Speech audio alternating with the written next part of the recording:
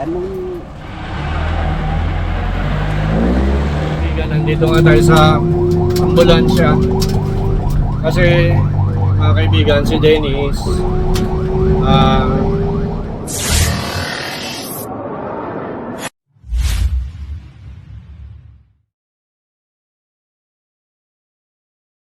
Nasabi kasi kay Dennis sa kanya. Ala, Dumugo yung ganto niya. punta mo doon. Doon. diyan mo bilis Masugat? dugo. Masugat mo siya? Matagat, kuya? Dennis, suma. Ano sabihin si Kuya Dennis? Dennis, padugoy mo!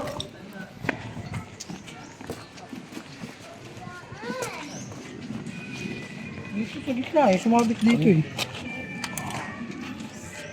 Di ba yung video?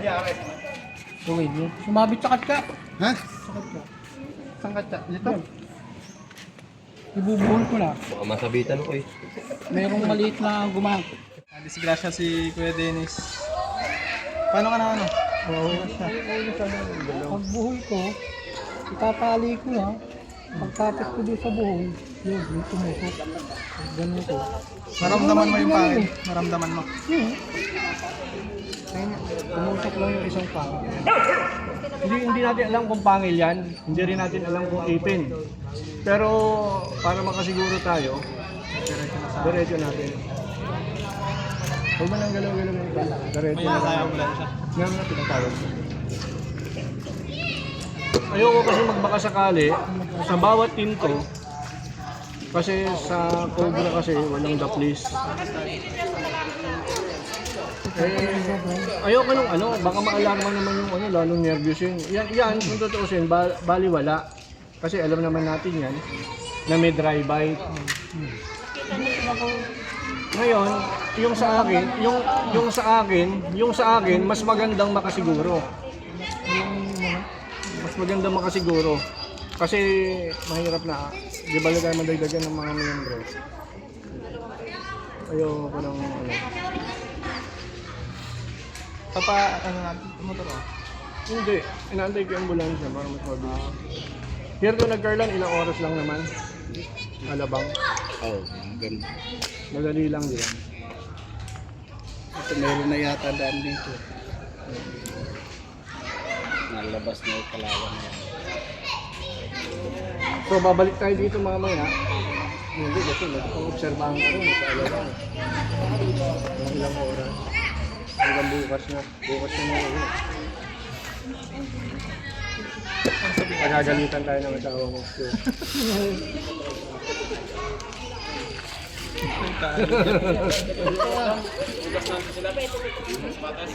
Panodan mo sa Dennis. Pag di mag-alala yung damo sa kasi hindi naman to ano, direct bite. Kumbaga natusok siya nung isang pangil. Bago siya nakagat, napisil ko naman. Kaya nga, Wala. yun ang purpose namin. Naubos yung ano. Yun ang purpose namin. Pagka nanguhuli kasi for security reasons. Okay na ba na? Bilis nito ah. Ibaligod yun na lang, sir. Baka mateta na.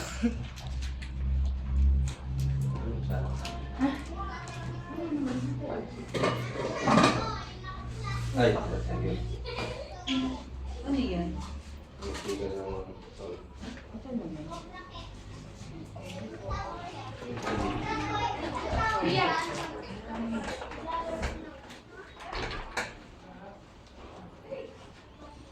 Walang brad eh.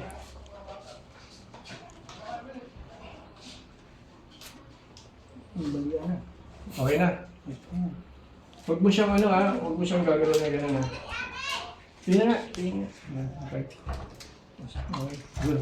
Yung nangyari, nasabitan yung aming kasama kasi nung nasa loob na ng sako yung cobra, nung itwist niya yung sako para ibuhol, nasama yata yung ulo, nasabit yung isang pangil dito. Ayan. Nasabit. Hindi naman ako pwedeng mawalang bahala kasi Sa kagat ng cobra, walang daplis. So, para makasiguro, dadalhin natin sa RITM si Dennis. At doon, kung dumating yung symptoms niya, kung meron mang naisalin sa kanya, kung envenomated man siya, at least dun sa RITM, madali na siyang maturukan ng anti-venom. Pero kung hindi, dahil dry bite, dahil kanina naman nung mahuli yung cobra, wala namang venom, kasi nung prines ni Nonsky yung venom gland, wala naman lumabas na venom, which is yun na nga, nag-sign siya na walang venom. So hindi pa rin natin matiyak. Ano ba nararamdaman mo ngayon? Wala naman. Hindi na. Parang Parang paga, gano'n. Nagmamalas. Nanginginig-inig. yung alin? Katawan. Bakit? Bakit? Baka nervyo. Sabi ko sa'yo, huwag kang nervyusin eh. Wala yan eh. Hindi ka rin nervyusin. Sabagay, hindi mo maano yung nervyos. Kasi hindi, sabit lang naman yan, hindi yan direct bite. Anong Okay lang yun. Cobra King. Cobra King ba?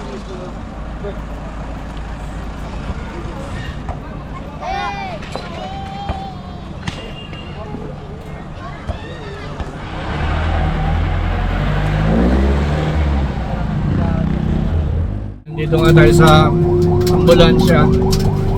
Kasi mga kaibigan, si Dennis nung nailagay sa katsa yung cobra, nung ikutin niya mga kaibigan, nasama sa pag-ikot yung yung ulo ng cobra. Natusok siya sa kamay ng pangil. Paliwanag mo nga, Dennis. Teka lang. Paliwanag mo nga, Todd. Pinasok na po sa katsa yung cobra, nilakta ko kaya, inuwis ko po, nilapag ko sa lupa. Kung ibubuhol ko na, pagkapit kong galon, yun, may tumusok na. Kung wala naramdaman na tumusok na yung ano. Ayan o. Ayan po. Ayan. So mga kaibigan, hindi tayo nagbabaka sakali. Alam niyo sa venom, hindi uso yung daplis. Ilang oras na tayo ngayon? Simula na makagat ka. Wala nung nakita ko yung oras, nakagat ako ay Hindi ka nakagat, natusok. natusok. Masabitan, 4:25 ng hapon. 4:25 ng hapon, ngayon ay so mga alas 6 na mga kaibigan. Kung ito ay kagat o talagang na-envenomate siya mga kaibigan, baka hindi na nagsasalita si Dennis. Baka nakahiga na siya dito. So mga kaibigan, papaliwanag ko lang po yung ginagawa namin, search and rescue. Hindi din maiwasan na minsan may mga aksidente sa amin, tama Dennis? Tama po. At hindi rin kami nagbabaka sakali na hindi kami envenomated kung kami masabitan. Kaya nagpapadala agad kami sa RITM pag kami mga ganitong insidente. Kung mapapansin ninyo, si Dennis po hindi kumikilos. At yung tama niya ay malayo sa puso. Malayo sa puso. Nilalayo niya sa puso. Hindi siya kumikilos. Ayan. Inurasan din niya yung pagkakasabit sa kanya. Ayan. So far wala pa naman ako nakikitang simptomas sa kanya. Dennis, ano nararamdaman mo? Wala pa namang giniginaw ko. Malamig ng aircon. Ayan, okay, mga kaibigan. So, ayan, mga kaibigan, hindi ho biro yung ginagawa namin. Kaya dun sa mga tao na hindi naman na marunong, actually, yung sa kanya kasi, talagang aksidente. Ayan, o. Hi, boss. Driver ng ambulansya. So ngayon, mga kaibigan, punta tayo sa RITM para matingnan kung may simptomas si Dennis. Sa mga kaibigan ko, kung kayo ay masasabitan o makakagat ng ahas, dali nyo na agad sa RITM. Huwag na kayong magpa-tumpik-tumpik pa. Huwag na kayong magpatagal-tagal pa kung saan-saan nyo dinadala. Ayan. Diretso nyo na agad doon. Kasi baka mamaya solid ang pagkakagat sa inyo, daling kayo sa RITM, wala na kayong malay, ay dadaan talaga kayo sa matinding proseso.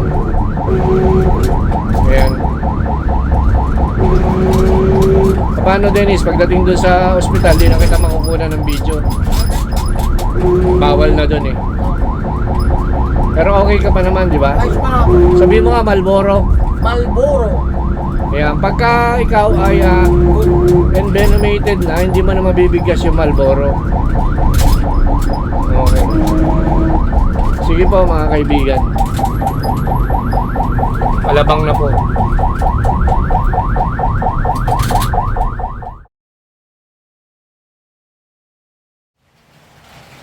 Magandang araw po, mga kaibigan. Maulan na umaga. Galing po kami ng RITM dahil natungsok nga ng pangil itong si Pogi. Ayan. Uy! Hello. Sinundo po kami sa RITM ni Councilor Taharan. Ayan po. Robert Taharan. Ayan. Gandang umaga po. At diretso kami dito sa kanyang resort. Ayan. Almusal muna tayo rito bago tayo pumunta ulit dun sa pinag-iwanan namin ng motor. So mga kaibigan, hindi ko nakuhanan yung video kasi bawal kumuha ng video dun sa loob ng RITM.